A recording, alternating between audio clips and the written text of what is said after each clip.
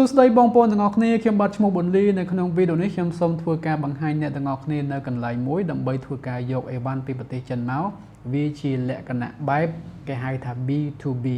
business បាទអញ្ចឹងជំនួយទៅជំនួយបងប្អូនយើងចង់ធ្វើការលក់ដូរចង់យកអីវ៉ាន់ដុំពីប្រទេសចិនមកយកមកលក់ខ្លួនឯងនៅខ្មែរនេះគឺជាអ្វីដែលខ្ញុំចង់ចែករំលែកជូនបងប្អូនអូខេបើអញ្ចឹងឥឡូវខ្ញុំចូលធ្វើការបើកឲ្យបងប្អូនយើងមើលទាំងអស់គ្នានៅក្នុងកុំព្យូទ័ររបស់យើងតាមពិតទៅបងប្អូនយើងធ្វើនៅលើទូរស័ព្ទដៃក៏បានដែរ download កម្មវិធី madeinchina.com ឬក៏ sourcing AI បាទអញ្ចឹងយើងអាចធ្វើបាននៅលើទូរស័ព្ទក៏ដូចជានៅក្នុងកុំព្យូទ័រជាដើមអូខេបាទអញ្ចឹងឥឡូវយើងនៅក្នុងកុំព្យូទ័ររបស់យើងហើយបងប្អូនយើងចូលមើល website របស់ madeinchina.com មកហើយនៅក្នុង website madeinchina.com ហ្នឹងវាមានគេហៅថា AI មួយដែលវាមានឈ្មោះថា sourcing AI បាទអញ្ចឹងនេះគឺជាអ្វីដែលខ្ញុំចង់មកចែករំលែកជូនបងប្អូនបាទអញ្ចឹងយើងចុចកន្លែង sourcing AI ហ្នឹងមកបើសិនជាបងប្អូនយើងជាអ្នកនាំអីវ៉ាន់ចូលមកណាគេហៅថាចង់យកប្រភពអីវ៉ាន់ពីប្រទេសចិនមកយើងត្រូវការ supplier យើងត្រូវការអ្នកផ្គត់ផ្គង់យើងពេលខ្លះវារៀងពិបាកដែរណាយើងត្រូវការសួរពីហាងមួយទៅហាងមួយណាdirect ពីនេះទៅនោះអញ្ចឹងទៅយើងឲ្យតម្លៃហ្នឹងគឺវាខុសគ្នាតែម្ដងអញ្ចឹងបើសិនជាយើងមាន AI មួយដែលវាអាចជួយគ្រប់គ្រងការងារនឹងមកឲ្យយើងបានបាទអញ្ចឹងយើងអាចគេហៅថា process នៃការទិញអីវ៉ាន់ពីប្រទេសចិនមកហ្នឹងគឺវាអាចស្រួលជាងអញ្ចឹងទៅក្នុងនេះកន្លែងនេះគឺយើងអាចគេហៅថារៀបរាប់អ្វីដែលយើងអាចចង់បានណាអ្វីដែលយើងត្រូវការឧទាហរណ៍ថា I need ក៏បាន I want ក៏បានណា I want to buy អញ្ចឹងទៅឧទាហរណ៍ណា I want VGAI នេះបងប្អូនមិនគេយល់ដែរណា I want to buy iPhone LCD អញ្ចឹងទៅឧទាហរណ៍ណាបងយើង screen high quality អញ្ចឹងណាបងប្អូនយើងបាទអញ្ចឹងតែប៉ុណ្ណឹងក៏បានដែរបងប្អូនយើងហើយយើងចុច start ទៅវានឹងធ្វើការសិក្សាឲ្យយើងរកប្រភពដែលយើងអាចទុកចិត្តបានណាបាទឈ្មោះក្រុមហ៊ុនអញ្ចឹងហើយតម្លៃជាពិសេសតែម្ដងនេះគេបង្ហាញប្រាប់យើងតែម្ដងហើយយើងអាចធ្វើការរើសប្រភេទនេះកន្លែងនេះបងប្អូនយើងអាច config អីណាចង់បាន OLED screen ណាប្រភេទ skin គេគឺយើងអាចធ្វើការរើសបានទាំងអស់ប្រភេទ original OEM ក៏បានណា refurbish ក៏បាន grade A ក៏បាន AA លក្ខណៈជាដើមគឺបងប្អូនយល់កន្លែងហ្នឹងហើយយើងអាច confirm ទៅតាមហ្នឹងទៅហើយយើងអាចមើលរូបណាយើងអាចសិក្សាពីប្រភេទអីវ៉ាន់ហ្នឹងយ៉ាងម៉េចយ៉ាងម៉ាអញ្ចឹងទៅហើយយើងនេះទៅណាបើថាចាប់អារម្មណ៍អីយើង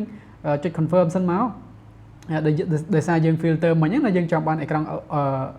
គេហៅថាប្រភេទ LCD ផង OLED ផងហើយនឹង grade គេហៅថាពួក original OEM ផងហ្នឹងណាយ៉ាងគេសិក្សាឲ្យយើងប្រហែលជាវាមួយ plate អីហ្នឹងគឺវាបង្ហាញលទ្ធផលមកឲ្យយើងហើយយើងអាចធ្វើការតាក់ទងទៅ supplier ដែលគេផលិតអេក្រង់ហ្នឹងអីចឹងទៅនេះពីក្រុមហ៊ុនហ្នឹងមុនយើងនេះឈ្មោះក្រុមហ៊ុនយកតែម្ដងអាហ្នឹងគឺយើង direct ទៅកាន់ក្រុមហ៊ុនតែម្ដងពេលខ្លះបើថាបងប្អូនយើងទៅយកអីវ៉ាន់ពីចិនមកជួនកាលវាអាចជួបអ្នកទី3យ៉ាងថា third party ឈ្មោះកណ្ដាលអញ្ចឹងណាបងយើងជួនកាលគេអាចយកចំណេញពីយើងក៏ថាបានដែរអញ្ចឹងអាហ្នឹងគឺយើងអាច direct ទៅក្រុមហ៊ុនតែម្ដងណាយើងប្រភេទអេក្រង់អីចឹងទៅលក្ខណៈដើមហើយយើងអាចឆាតជាមួយហ្នឹងទៅណាឆាតជាមួយនឹងក្រុមហ៊ុនយកតែម្ដងទៅនេះណា start sourcing AI ហ្នឹងក្រុមហ៊ុនគេតែម្ដងអញ្ចឹងសួរទៅបងប្អូនយើងហើយមានកន្លែង assistant គេនៅក្នុងហ្នឹងបងប្អូនយើងអាចសួរបានណាcould you share me your company certificate អញ្ចឹងលក្ខណៈដើមអាហ្នឹងយើងចង់សិក្សាពីក្រុមហ៊ុនគេបងប្អូនយើងអាចសួរទៅកាន់ក្រុមហ៊ុនហ្នឹងតែម្ដងហ្នឹងគឺសម្រាប់តំណាងឲ្យក្រុមហ៊ុនហ្នឹងតែម្ដងហ្នឹងបងប្អូនយើងចង់បានរមាក់អីក៏បានដែរដូចខ្ញុំនិយាយអញ្ចឹងណាបងប្អូនយើងបាទអញ្ចឹងនៅក្នុង sourcing AI ហ្នឹងឯងបាទអញ្ចឹងមេធំពួកគេហ្នឹងគឺនៅក្នុង madeinchina.com បាទអញ្ចឹងយើងមើលតាមហ្នឹងទៅហើយយើងប្រើ sourcing AI ហ្នឹងដើម្បីធ្វើការស្វែងរកអីវ៉ាន់ដែលយើងចង់បានឬក៏បងប្អូនយើងចង់បានអីវ៉ាន់ផ្សេងក៏បានដែរបែបលក្ខណៈ case iPhone case ណាអញ្ចឹងទៅ with leather អញ្ចឹងឧទាហរណ៍ណាបងប្អូនយើង leather material ពេលគេ material ក៏បានដែរអូននិយាយទៅប៉ុណ្ណឹងក៏បានដែរ iPhone អីគេដាក់ iPhone មក17 Pro Max ក៏បានដែរអញ្ចឹងណាបាទឧទាហរណ៍ចង់លក់ case អញ្ចឹងទៅអញ្ចឹងយើងចុច start ទៅមុខទៀតឲ្យ AI គេសិក្សាមកឲ្យយើងឈ្មោះក្រុមហ៊ុនប្រភេទអីវ៉ាន់ណាគុណភាពអីវ៉ាន់អញ្ចឹងទៅការដឹកជញ្ជូនយ៉ាងម៉េចយ៉ាងម៉ាគឺយើងអាចសិក្សាទៅតាមហ្នឹងទៅដូចខ្ញុំនិយាយអញ្ចឹងយើងអាច direct ទៅកាន់ក្រុមហ៊ុនអ្នកធ្វើនឹងតែម្ដងបាទវាដូចខ្ញុំនិយាយអញ្ចឹងបើសិនជាបងប្អូនយើងចង់រកស៊ីមានលុយគេ$120,000ណាឬក៏$5,000ចង់រកស៊ីលក់ case ទូរស័ព្ទអញ្ចឹងទៅអញ្ចឹងពេលខ្លះយើងអត់ដឹង supplier នឹងនៅណាបងយើងអត់ដឹងនៅណាណាអញ្ចឹងបើសិនជាមាន AI ប្រភេទហ្នឹងគឺនេះហើយ ហើយបងប្អូនកុំបារម្ភគឺជា trusted source ទេយើងអាចទុកចិត្តបាននៃប្រភេទ case ហ្នឹងយើងហើយឈ្មោះក្រុមហ៊ុន D នេះឈ្មោះក្រុមហ៊ុនគេនេះអញ្ចឹងយើងសិក្សាតាមហ្នឹងទៅបងប្អូនយើងគេធ្វើ case ធ្វើអីចឹងណាអាហ្នឹងក្រុមហ៊ុនមកមិនមែនទេក្រុម company profile គេមកបងប្អូនយើងមានភាសាគ្រប់លើនឹងតែម្ដងបងប្អូនយើងចង់បានភាសាអីគេតាមម៉ូដយើងត្រូវការណាយើងអាចធ្វើការ configure តាមនឹងបានណាហើយយើងនេះទៅចាប់អារម្មណ៍អីហើយយើងអាចនេះដូចខ្ញុំនិយាយចឹងយើងអាច set តម្លៃទៅណា customize available ចង់ដាក់ឈ្មោះ branding អីគេ sample available manufacturer first នេះឧទាហរណ៍លក្ខណៈជាដើមបងប្អូនណាយើងអាចកំណត់ទៅតាមនឹងបានហើយ set តម្លៃទៅឧទាហរណ៍យើងរក iPhone 17 Pro Max មិនចឹងបាទអញ្ចឹងនេះទៀតយើងអាច select ទាំងអស់ចឹងក៏បានដែរព្រោះយើងលក់ iPhone ច្រើនម៉ាក់ច្រើនម៉ូដមិនចឹងណាតែបើថាចង់បានតែ iPhone 17 Pro Max ក៏បានដែរតែខ្ញុំថាអូខេ17 Pro ចុះណាហើយយើងនេះឃើញណាបងយើងអាច chat ទៅបានសិក្សាជាមួយនឹងក្រុមហ៊ុនគេទៅនេះបងប្អូនណាតំណាងក្រុមហ៊ុនហ្នឹងតែម្ដងបាទអញ្ចឹងគឺជាអ្វីដែលបងប្អូនយើងអាចធ្វើបានជាមួយនឹង madeinchina.com វាជា AI មួយដែលអាចជំនួយបងប្អូនយើងហ្នឹងក្នុងការរកប្រភពបោះដុំណាពីប្រទេសចិនមកបងប្អូនយល់ទេនៅខាងនោះគេមានសម្បូរអីវ៉ាន់ធូថ្លៃហ្នឹងទៅយើងយកមកលក់ទៅណាយើងរកស៊ីទីទួយទៅគឺយើងធ្វើទៅតាមហ្នឹងឯងហើយបើថាបងប្អូនយើងមានអ្នកទុកចិត្តបានហ្នឹងក៏ដាក់ទៅតែគេឡូពេលខ្លះយើងរកអត់បានអញ្ចឹងណាអញ្ចឹងយើងអាចសិក្សាជាមួយនឹង AI ហ្នឹងមើលបងប្អូនយើងបាទហើយវាដំណើរការរលូនអត់យ៉ាងម៉េចអាម៉ាហ្នឹងគឺបងប្អូនយើងសិក្សាសិនមុននឹងបងប្អូនយើងសម្រេចចិត្តទិញអីចឹងទៅណាមុនសម្រេចចិត្តធ្វើការរកចំនួន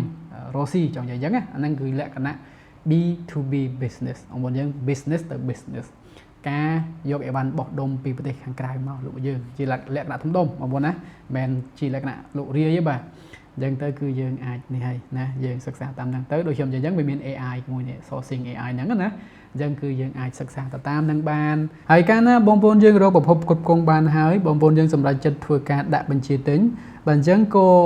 គេមានលក្ខណៈគេហៅថា prompt real time prompt តែម្ដងថាអីវ៉ាន់យើងដល់ណាដល់ណីបាទអញ្ចឹងយើងក៏មានបែប translate បទងផងដែរណាយើងអាចអានវាជាភាសាអង់គ្លេសថាអីវ៉ាន់យើងយ៉ាងម៉េចយ៉ាងម៉ាអញ្ចឹងទៅនៅក្នុង chat box នៃ AI នឹងតែម្ដងអញ្ចឹងនេះគឺជាអ្វីដែលខ្ញុំចង់ចែករំលែកជូនបងប្អូនទាំងអស់គ្នាអាចសាកល្បងមើលបាទអញ្ចឹង sourcing AI នៅក្នុង madeinchina.com បាទអញ្ចឹងចាប់អារម្មណ៍យ៉ាងម៉េចមកអាចចូលនៅក្នុង link description ខាងក្រោមបានធ្វើតាមទូរស័ព្ទក៏បានតាម PC Mac ក៏បានដែរបងប្អូនយើងហ្នឹងហើយអរគុណជួបគ្នានៅឱកាសក្រោយបាទ